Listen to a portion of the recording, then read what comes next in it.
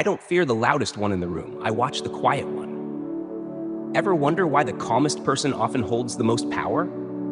If you've ever stayed silent in a storm and felt your strength grow instead of fade, you already understand what most miss. Miyamoto Musashi didn't win because he was the fastest or the strongest. He won because he mastered emotional distance. In the middle of conflict, where others became their anger, he became the observer. He didn't suppress emotion, he saw it. From the outside, like watching clouds pass over a mountain, unmoved, untouched. That's what made him dangerous. While others burned fuel on reactions, Musashi conserved it for precision, for clarity, for the one strike that mattered. This is anticipatory awareness in its purest form, the ability to step back from the fight before it starts within. It's the gap between trigger and reaction, and in that space, you choose who you are. Musashi trained himself to spot that gap, to name it, to live in it. Not, I'm angry, but I see anger arising. Not, I am the storm, but I am the I watching it. This is where emotional control becomes a weapon, where radical self-responsibility turns emotion into data, not identity. And when you stop identifying with every feeling, you stop being ruled by them. You create space, stillness, power. The world doesn't reward this because it can't see it. But in a real confrontation, it's everything. It's why Musashi showed up late to fight Kojiro, not to disrespect him, but to unnerve him. Kojiro lost the fight before the sword was drawn, because he lost his center. Musashi kept his. He understood that calm is not absence of emotion, it's mastery of attention. Discipline equals freedom. And in Musashi's case, freedom meant not reacting just because others expected him to. He redefined strength, not as dominance, but as clarity under pressure. And that clarity, it made him lethal. Today, we don't fight with swords, but we battle with words, with egos, with expectations. And the Musashi principle remains. The person who doesn't flinch wins, not because they overpower, but because they outsee, because they refuse to be pulled into the drama of the moment, because they reconnect with purpose before reacting. It's not weakness, it's strategy. It's not silence, it's control. It's the power to choose who shows up in every moment, the reactive child or the disciplined adult. And that choice, it's available every day, every meeting, every argument, every look that tries to provoke you. You can be the storm or the stillness inside it. Musashi chose stillness. Nếu bạn từng giữ được bình tĩnh khi mọi thứ xung quanh mất kiểm soát, đó không phải là trốn tránh, đó là chiến thắng âm thầm mà Musashi đã truyền lại từ thế kỷ trước. And the battlefield of today, it's subtle. It's the Zoom call where someone questions your work. The moment a partner uses silence as pressure. The gaze in a negotiation that tries to make you flinch.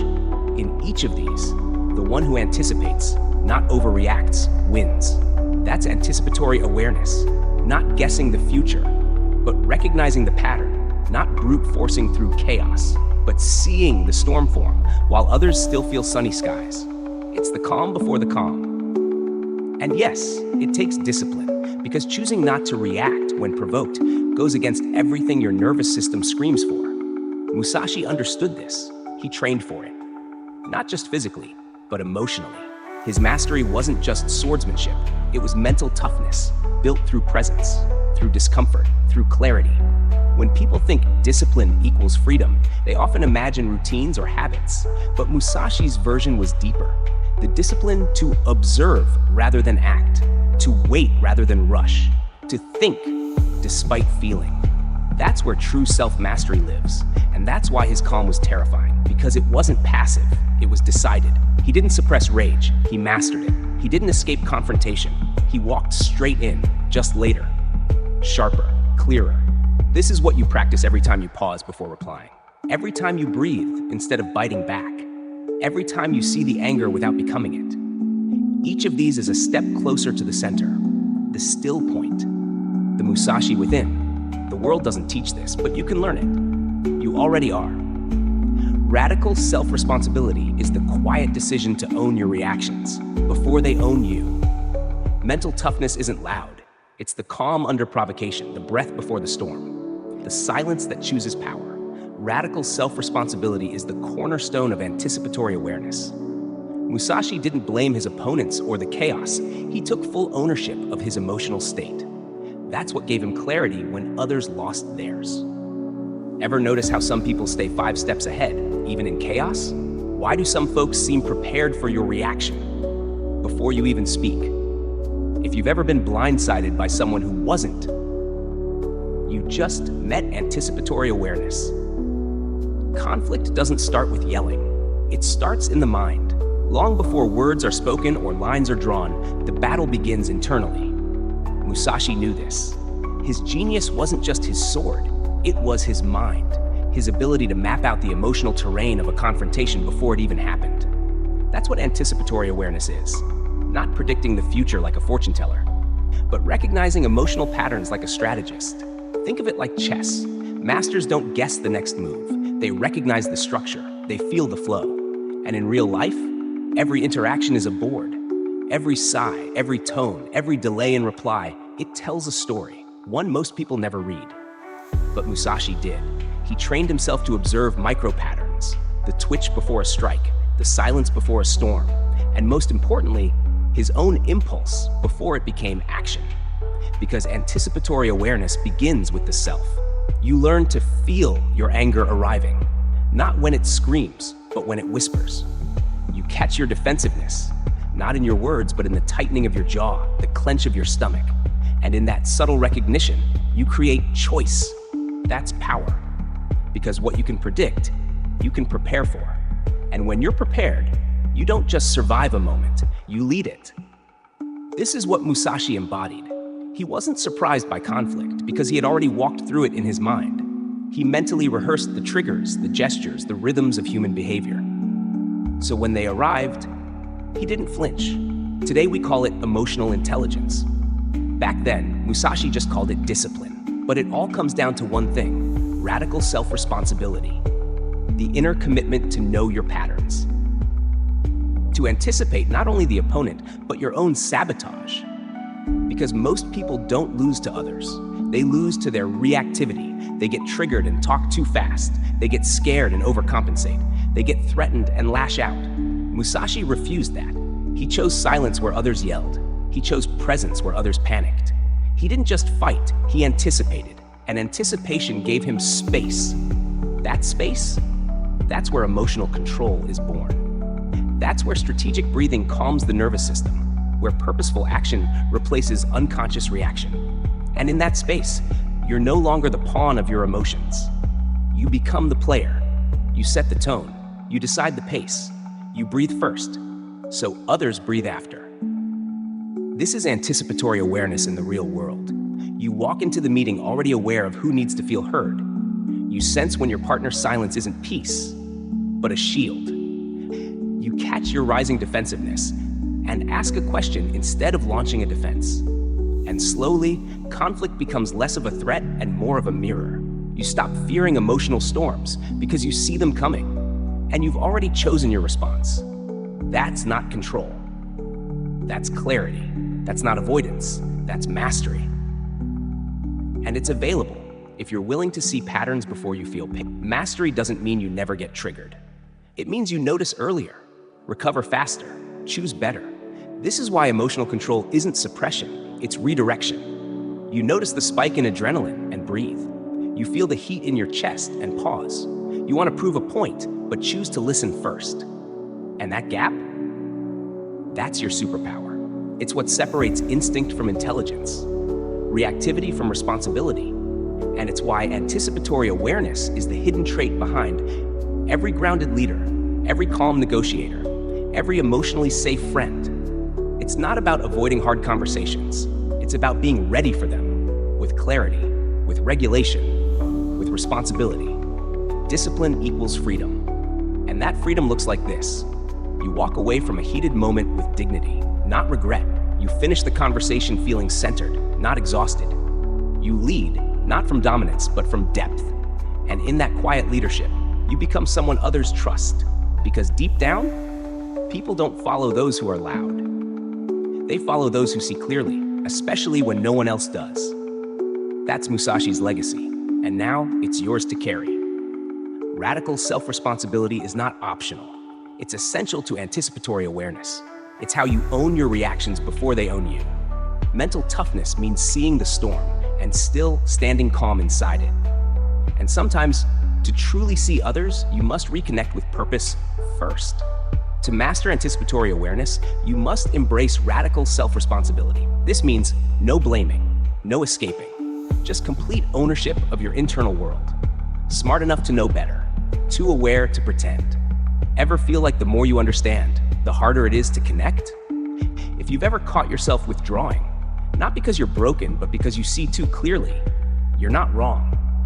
There's an invisible tax to being awake. The more you know, the more isolated you become. Because insight doesn't just illuminate, it separates. When you understand systems, patterns, people's motives, you lose the comfort of ignorance.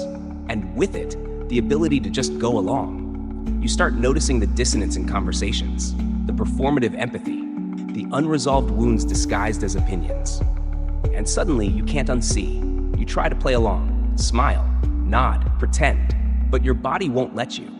Because pretending requires forgetting, and your mind refuses to forget.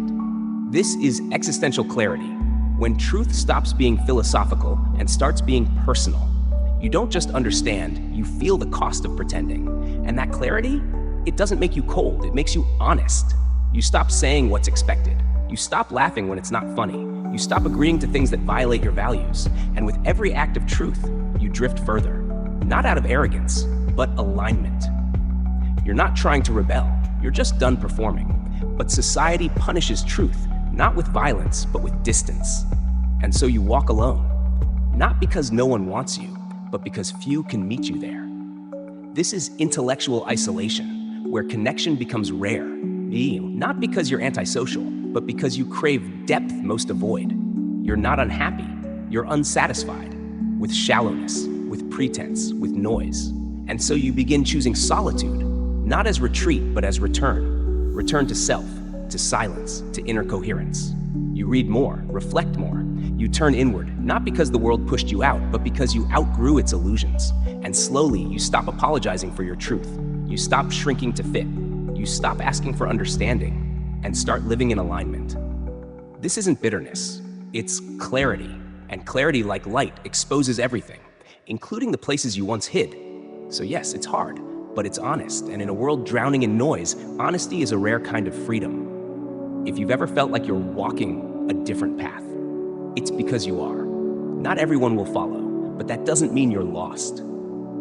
It might just mean you found something most are still searching for. Existential clarity, intellectual isolation, radical self-responsibility, emotional self-regulation, mirror effect psychology, the curse of intelligence, Schopenhauer truth, comfort over truth, group conformity, deep thinker, cognitive dissonance. This is why discipline equals freedom, not because it controls you, but because it frees you from internal noise. When you train your attention to return again and again to what matters most, you stop living by impulse. You stop giving away your power to every emotion that shows up uninvited. Instead, you become a curator of your state. And this, too, was Musashi's genius.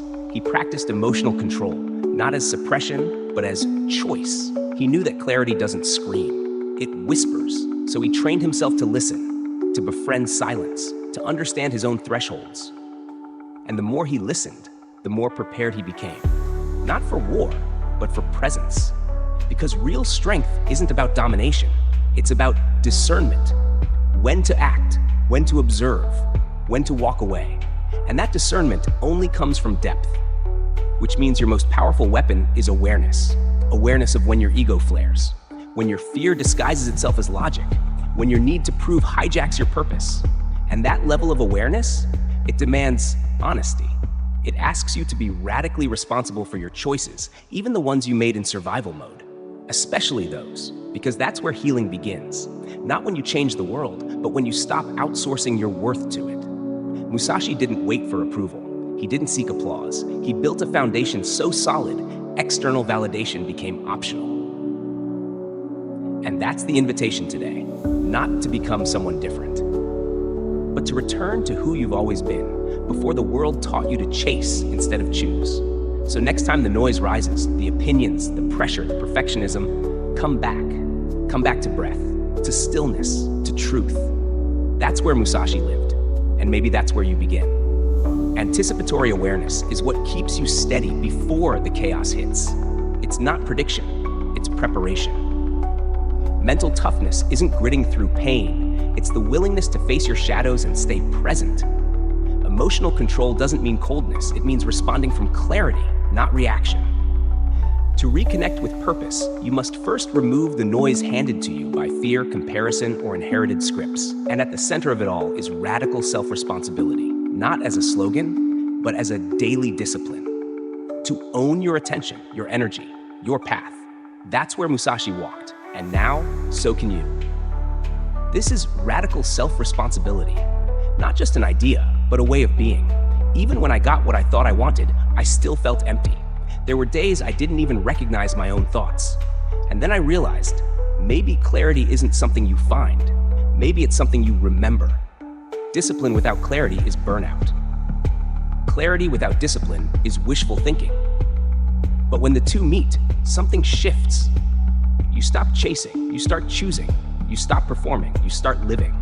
Musashi didn't become a master by accident, nor by luck.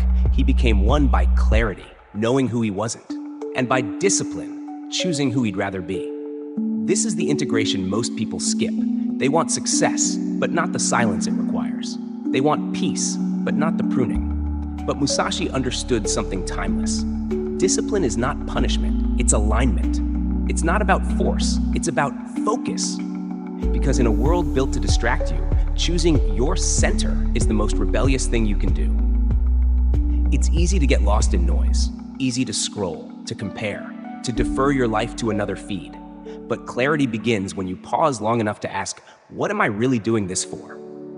And discipline begins when you keep asking, even when there's no applause. You become your own compass. Not because you're perfect, but because you're willing to stay present with the imperfect parts of you. Clarity is not a map, it's a mirror. Discipline is not a cage, it's a commitment. Together, they don't just change how you act, they transform how you exist. Because when you walk like Musashi, not trying to prove, just to be, everything unnecessary falls away. And what's left is you. Raw, rooted, ready. So what if this is the year you stop chasing permission and start giving yourself the authority? What if you stop trying to earn your worth and start remembering you were never without it? Because that's what we explore here at Mindset Mastery Hub. And if something in you just exhaled, you've already begun. There is a quiet power in choosing the hard thing, not because it looks noble, but because it feels true. Napoleon Hill once wrote, "Strength and growth come only through continuous effort and struggle." That's not just a quote, it's a daily vow. Self-discipline is what lets you return to your purpose, especially on days you want to run. It's the reminder that clarity is not granted, it's earned through trial, silence, and radical self-responsibility. And yes, that means saying no, a lot. No to what looks shiny but isn't aligned. No to what feeds your ego but starves your soul. Discipline isn't about suppression, it's about direction. You redirect the fire into something that can build, not burn. And that's when success stops being an illusion out there and starts becoming something you carry, a stillness, a certainty, a quiet clarity that nothing outside can grant you. Because now you're not waiting to be chosen. You choose yourself daily, deeply. This isn't hustle, this is healing. This isn't pressure, this is purpose. And in that space between your breath and your next decision, you meet someone new. You, awake, intentional enough, taking full ownership, purpose, clarity, self-discipline, all of it already here, already within. And if your heart whispered yes while reading this, then this is the path you were born for. Mindset Mastery Hub is where we honor that path every day with you. Stay, become, begin again. People think clarity comes from planning more, but sometimes it comes from releasing the script altogether. It's in the quiet moments, when the world isn't watching, that you meet the truth of who you are. Discipline keeps you coming back to that space. It helps you remember that your worth is not performance, it's presence. And your purpose? It's not a fixed title, it's the intention behind every choice. Success then is not applause, it's alignment. It's waking up day after day and knowing you didn't abandon yourself. Musashi knew this. That's why his path wasn't loud, it was clear. So today, as you face your own path, Ask this: are you walking with yourself or performing for the world? And if something in you just softened, maybe that's all the clarity you need. Mindset Mastery Hub walks beside you in that silence. No map, just presence. And maybe that's more than enough. This is not about becoming someone else. It's about becoming who you were before the world told you otherwise. And if that's the journey you're on, keep walking. We're right here with you. Anticipatory awareness is the quiet readiness to face life, not with control, but with clarity. It's noticing the tension before it turns to chaos. It's seeing your own reaction before it owns you. Emotional control doesn't mean suppression. It means space, the breath between stimulus and response. Mental toughness isn't about pushing through blindly. It's about staying honest, especially when the truth is inconvenient. And yes, radical self-responsibility. That sacred, brutal clarity that no one is coming to save you. But it also means no one can stop you. Discipline creates true freedom, not because it makes life easier, but because it makes your choices yours. And to reconnect with purpose isn't to chase a grand mission. Sometimes it's just asking, does this honor me? If the answer is yes, keep going. You're not late, you're not lost, you're just remembering who you are beneath the noise. And in that remembering, you're already home.